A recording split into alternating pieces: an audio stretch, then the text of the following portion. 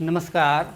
आज हम लोग यहाँ फिनॉल के बारे में अध्ययन करते हैं। चूँकि जो हम लोग यहाँ जो चैप्टर पढ़ रहे हैं उसका नाम है अल्कोहल, फिनॉल और ईथर। तो अल्कोहल के बारे में हम लोग पढ़ चुके हैं और उसका दूसरा वाला जो टर्म है ये फिनॉल, हालांकि ये भी एक अल्कोहल है जो एरोमेटिक अल्कोहल है। इसके बाद फिर हम लोग ईथर पढ़ेंगे। तो यहाँ फिनॉल क्या है, फिनॉल की बनाने की विधि क्या है, इसके कौन कौन से गुण हैं, इसको अध्ययन करने के बाद फिर हम लोग अगले टॉपिक पर चलेंगे। तो यहाँ कहता है फिनॉल, ये फिनॉल एक एरोमेटिक अल्कोहल है। इससे पहले हम लोग एलिफैटिक अल्कोहल के बारे में जान रहे थे, methyl alcohol, ethyl alcohol, propyl alcohol, butyl alcohol, इस सब को कैसे बनाया जाता है, ये सभी के सभी ये सब एलिफैटिक अल्कोहल था।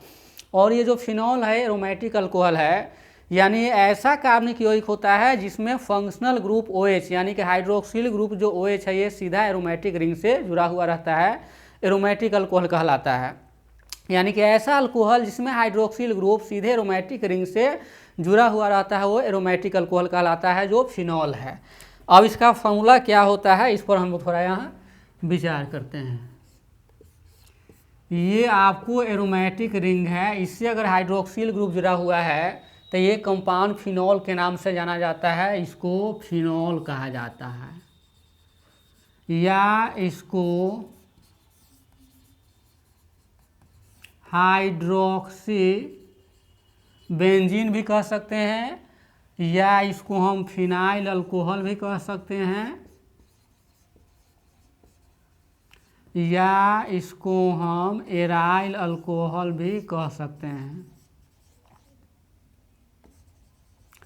या इसका जो नाम है कार्बोलिक एसिड भी है। इसका नाम है आपको कार्बोलिक एसिड। ये सभी के सभी इस कंपाउंड का नाम हो गया। फिनॉल के नाम से जाना जाता है, ये फिनॉल के नाम से प्रसिद्ध है। इस फिनॉल को कार्बोलिक एसिड भी कहा जाता है, या इसको हाइड्रोक्सी बेंजीन कह सकते हैं, या फिर फिनाइल अल्कोहल कह सकते हैं, या फिर इसको एराइल अल्कोहल कह सकते हैं। चूँकि ये फिनाइल ग्रुप से हाइड्रोक्सिल ग्रुप जुड़ा हुआ है इसलिए इसको फिनाइल अल्कोहल के नाम से जाना जाता है। इस फिनॉल को जो आइसोलेट किया गया था सर्वप्रथम 19वीं शताब्दी के शुरुआत में, इस फिनॉल का आइसोलेशन किया गया था कोल टार से यानी अलकतरा से।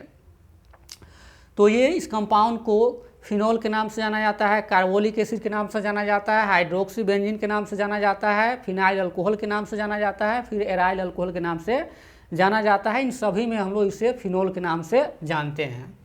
अब इसका अब स्ट्रक्चर क्या हो गया, इस कंपाउंड को हम इस रूप में भी हम लिख सकते हैं, या इसको हम ऐसे भी लिख सकते हैं, यहाँ डबल बॉन्ड दे सकते हैं, यहाँ OH, और इसी दोनों के बदले में हम इस कंपाउंड को यहाँ ऐसे भी लिखते हैं,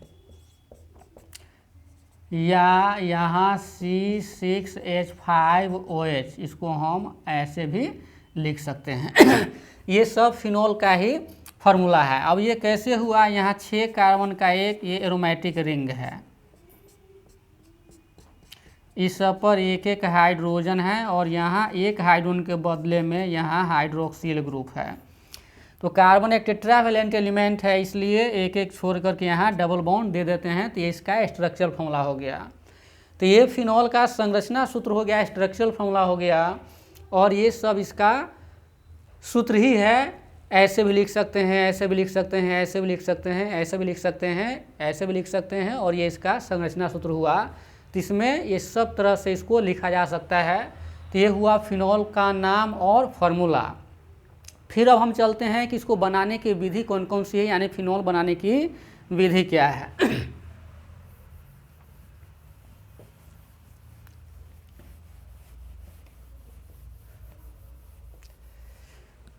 यहाँ फिर अगला टॉपिक है मेथड्स फॉर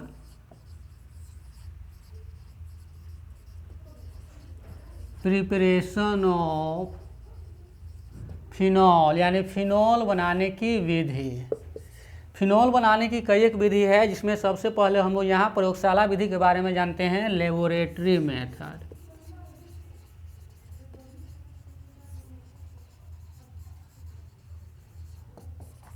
इसको प्रयोगशाला विधि के नाम से जाना जाता है, लेबोरेटरी मेथड।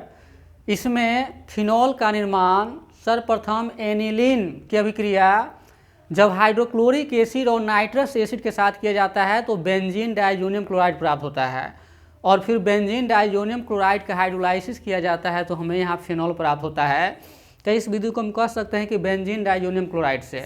तो बेंजीन डाइजोनियम क्लोराइड का हाइड्रोलाइसिस जब अम्ल की उपस्थिति में किया जाता है तो फिनॉल प्राप्त होता है। तो इस अभिक्रिया में जो बेंजीन डाइजोनियम क्लोराइड का जो इस्तेमाल किया गया है उसका निर्माण एनिलीन पर हाइड्रोक्लोरिक एसिड और नाइट्रस एसिड की अभिक्रिया के द्वारा बनाया जा सकता है।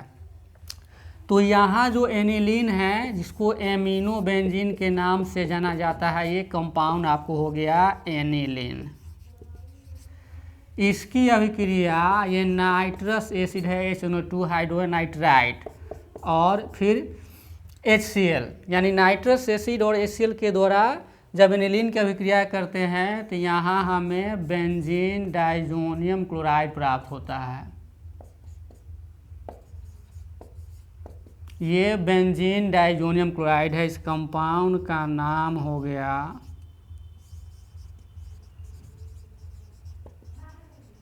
Benzene diazonium chloride. और इस बेंजीन डाइजोनियम क्लोराइड का हाइड्रोलाइसिस करते हैं यानी जल के साथ अभिक्रिया करते हैं अम्ल की उपस्थिति में, तो यहाँ हमको क्या बन जाता है, फिनॉल प्राप्त हो जाता है। यहाँ ये फिनॉल हुआ, ये नाइट्रोजन गैस प्राप्त हो जाता है और फिर यहाँ हमें HCl प्राप्त होता है। तो ये जो कंपाउंड हुआ इसी को फिनॉल कहा जाता है। यानी ये बनाने की पहला विधि है जो प्रयोगशाला विधि के नाम से जाना जाता है। तो इसमें क्या करते हैं, एनिलीन से शुरुआत करते हैं। जब एनिलीन की अभिक्रिया नाइट्रस एसिड और हाइड्रोक्लोरिक एसिड के साथ किया जाता है तो बेंजीन डाइजोनियम क्लोराइड बनता है और फिर बेंजीन डाइजोनियम क्लोराइड का जो हाइड्रोलाइसिस है वो अम्ल की उपस्थिति में करते हैं तो हमें फिनॉल प्राप्त होता है, नाइट्रोजन गैस और हाइड्रोक्लोरिक एसिड प्राप्त हो जाता है। यहाँ H+ का मतलब हुआ एसिड, यानी एसिड वो रासायनिक पदार्थ है जो प्रोटॉन प्रदान करता है, और यहाँ H+ का मतलब हो जाता है एक प्रोटॉन, क्योंकि एसिड वो पदार्थ है जो प्रोटॉन प्रदान करता है और प्रोटॉन पर +1 यूनिट चार्ज होता है और यहाँ H पर ही +1 यूनिट चार्ज है, इसलिए इसको प्रोटॉन के तौर पर जाना जाता है। तो ये फिनॉल बनाने की पहली विधि है, फिर और बहुत सारा विधि है। फिर अगले विधि पर हम लोग चलते हैं कि फिनॉल तैयार करने की फिर अगली विधि क्या है। अब दूसरा विधि है इसको फिनॉल तैयार करने के।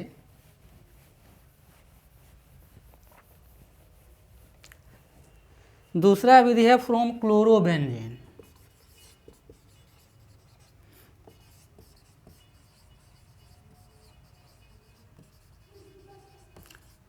जब क्लोरोबेंजीन का हाइड्रोलाइसिस किया जाता है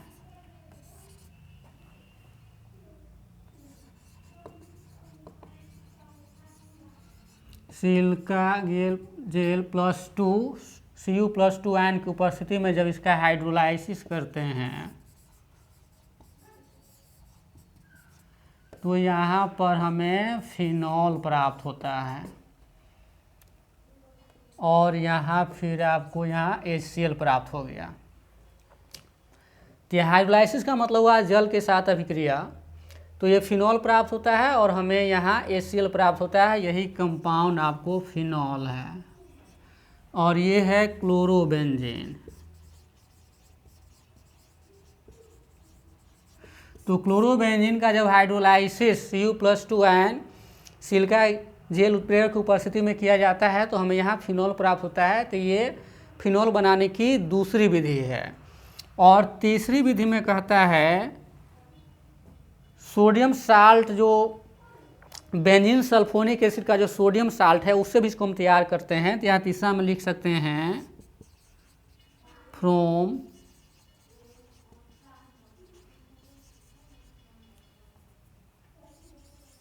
sodium salt of benzene sulphonic acid, यानी बेंजीन सल्फोनिक एसिड के सोडियम साल्ट से भी फिनॉल को हम तैयार कर सकते हैं।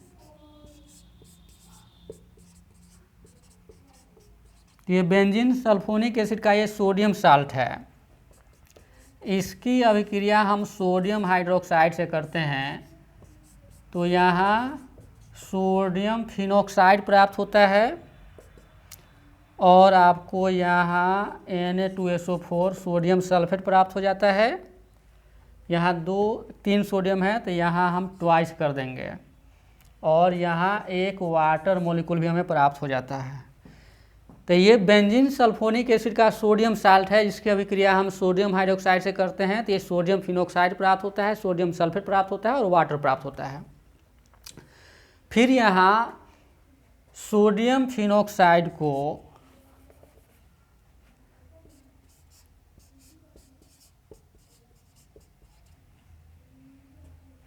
हाइड्रोलाइसिस करते हैं तो यहाँ हमें फिनॉल प्राप्त होता है और यहाँ आपको बाई प्रोडक्ट के रूप में हमें प्राप्त हो जाता है अन्य कंपाउंड। तो इस तरह से यहाँ फिनॉल प्राप्त होता है ये।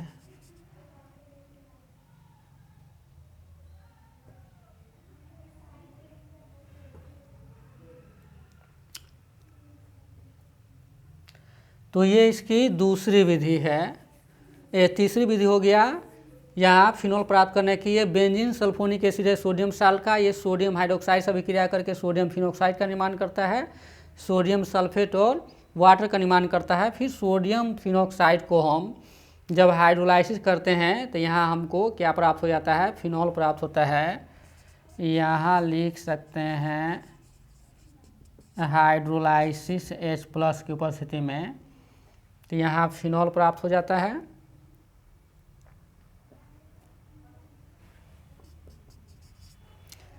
तो यहाँ हमें फिर NaOH आपको प्राप्त हो जाता है। तो ये फिनॉल तैयार करने की ये तीसरी विधि है। फिर चौथी विधि में कहता है क्यूमीन से। क्यूमीन एक कंपाउंड है जिससे फिनॉल तैयार किया जाता है। तो यहाँ हम चौथी विधि में लिख सकते हैं, फोर्थ मेथड है फ्रॉम क्यूमीन।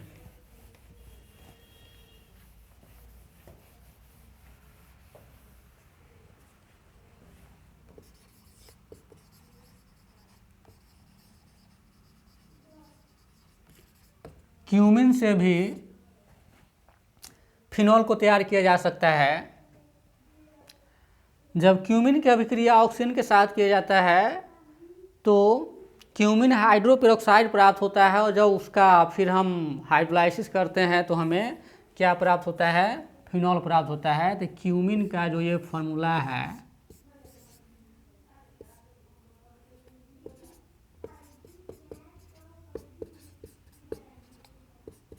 ये क्यूमीन का फार्मूला हुआ, ये आइसोप्रोपाइल बेंजीन होता है। इस कंपाउंड को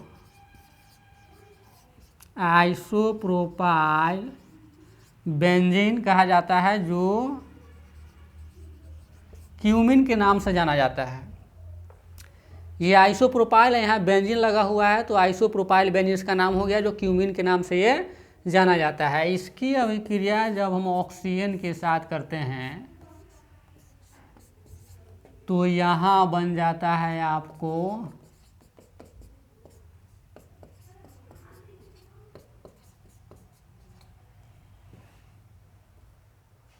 क्यूमीन हाइड्रोपेरोक्साइड। इस कंपाउंड का नाम हो जाता है क्यूमीन हाइड्रोपेरोक्साइड।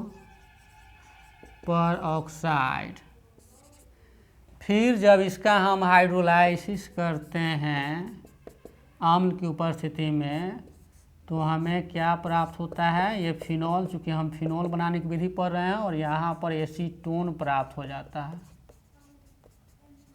ये कंपाउंड एसीटोन यानी कि डाई मिथाइल कीटोन को एसीटोन के नाम से जाना जाता है और ये हमें फिनॉल प्राप्त हो जाता है। तो यहाँ कहेंगे जब क्यूमीन की अभिक्रिया ऑक्सीजन के साथ किया जाता है तो क्यूमीन हाइड्रोपेरोक्साइड प्राप्त होता है। जब इसका हाइड्रोलाइसिस हम करते हैं तो हमें क्या प्राप्त होता है, फिनॉल प्राप्त होता है।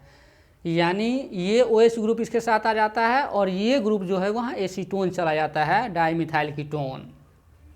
तो ये जो कंपाउंड है ये आइसोप्रोपाइल बेंजीन है जिसको क्यूमीन के नाम से जाना जाता है। ऑक्सीजन के साथ जब इसका अभिक्रिया कराते हैं तो यहाँ क्यूमीन हाइड्रोपेरोक्साइड प्राप्त होता है, जिसका हाइड्रोलाइसिस हम अम्ल की उपस्थिति में करते हैं तो हमें फिनॉल प्राप्त होता है। तो ये चौथा विधि हो गया फिनॉल तैयार करने के। फिर इसका पांचवा विधि भी है, जब सैलिसाइलिक एसिड को सोडा लाइम के साथ गर्म किया जाता है तो हमें क्या प्राप्त होता है,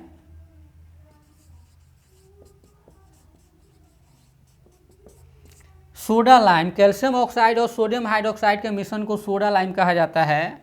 इसके साथ इसको गर्म किया जाता है तो यहाँ हमें क्या प्राप्त होता है, फिनॉल प्राप्त होता है और यहाँ कार्बन डाइऑक्साइड गैस प्राप्त होगा।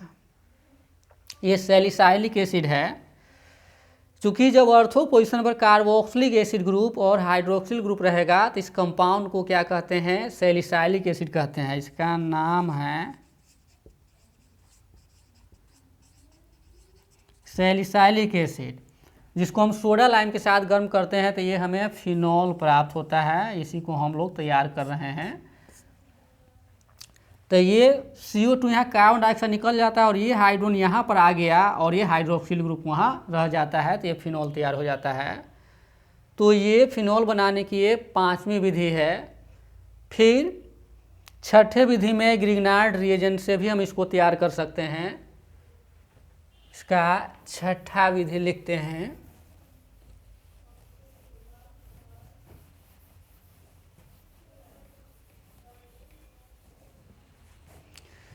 ये फिनॉल बनाने की ये छठा विधि है ग्रिग्नार्ड रिएजेंट से। MgBr यानी फिनाइल मैग्नीशियम ब्रोमाइड एक ग्रिग्नार्ड रिएजेंट है, GR के नाम से जाना जाता है। Phenyl magnesium bromide, phenyl magnesium bromide, यही GR है, इसको ग्रिग्नार्ड रिएजेंट कहते हैं। ग्रिग्नार्ड रिएजेंट विक्टर ग्रिग्नार्ड ने 19वीं ईस्वी में इस रिएजेंट को खोज निकाला था और इसका इस्तेमाल ऑर्गेनिक केमिस्ट्री में काफ़ी अधिक है। चूँकि अनेकों प्रकार के यौगिकों का निर्माण इस रिएजेंट से किया जाता है, इसलिए इसको ग्रिग्नार्ड रिएजेंट के नाम से जाना जाता है। और इसी शानदार खोज के लिए विक्टर ग्रिग्नार्ड को 1912 ईस्वी में नोबेल पुरस्कार से सम्मानित किया गया था। तो चाहे यहाँ एल्काइल मैग्नीशियम हैलाइड हो या फिर फिनाइल मैग्नीशियम ब्रोमाइड हो या फिर फिनाइल मैग्नीशियम हैलाइड हो, ये सभी के सभी ग्रिग्नार्ड रिएजेंट कहा जाता है। इसकी अभिक्रिया जब हम ऑक्सीजन से करते हैं तो हमें एडिशन प्रोडक्ट प्राप्त होता है, योगशील यौगिक। और जब इसका हम हाइड्रोलाइसिस करते हैं H+ की उपस्थिति में तो यहाँ हमें फिनॉल प्राप्त होता है और मैग्नीशियम हाइड्रोक्सी ब्रोमाइड हमें प्राप्त हो जाता है। तो ये सातवां विधि है फिनॉल तैयार करने की। फिर आठवें विधि में छठा विधि है। सातवें विधि में हम लिख सकते हैं जब मिथॉक्सी बेंजीन को OCH3, जब मिथॉक्सी बेंजीन को HI के साथ गर्म किया जाता है तो यहाँ हमें फिनॉल प्राप्त होता है और यहाँ हमें मिथाइल आयोडाइड प्राप्त होता है। तो ये 7 विधियाँ हैं फिनॉल बनाने की। तो इन सभी विधियों के द्वारा हम फिनॉल का निर्माण करते हैं और ये फिनॉल का लगभग सभी प्रिपरेशन हो गया, सभी रिएक्शन हो गया। अब इसका रासायनिक गुण का अध्ययन हम करेंगे और भौतिक गुण का अध्ययन करेंगे, वो फिर अगले क्लास में। तब तक के लिए आप सभी को धन्यवाद।